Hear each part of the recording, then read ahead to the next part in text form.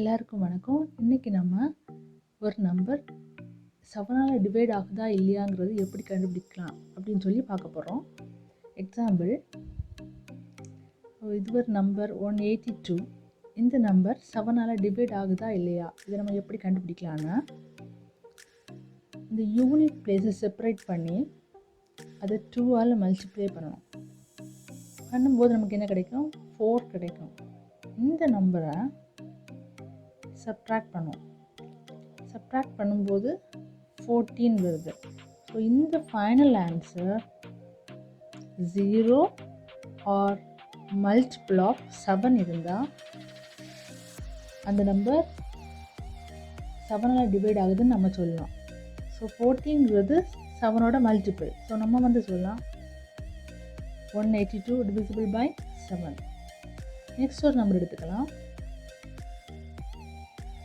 1876.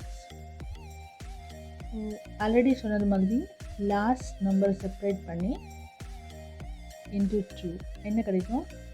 12 கிடைக்கும். இதை சப்ட்ராக்ட் பண்ணும்போது 7 minus 2 5, 8 minus 1 7 and 1. அகைன் திரும்ப சேம் ப்ராசஸை கண்டினியூ பண்ண போகிறோம். ஸோ இன்ட்டு 2 என்ன வரும்? 10 கிடைக்கும். சப்ட்ராக்ட் பண்ணுறோம், 7 வருது. ஸோ 7 வந்து மல்டிபிள் ஆஃப் 7, அதனால் இந்த நம்பர் 7ஆல் டிவைட் ஆகும். சரி, இன்னொரு நம்பர் எடுத்துக்கலாம். 7912. தென் செப்பரேட் பண்ணி 12ஆல் மல்டிப்ளை பண்ணுங்கள், 4 வரும். அதை வந்து சப்ட்ராக்ட் பண்ணும்போது என்ன கிடைக்கும்? 11 minus 4 7 8 7. தென் அகைன் செப்பரேட் பண்ணி 12 மல்டிப்ளை பண்ணுங்கள், 14.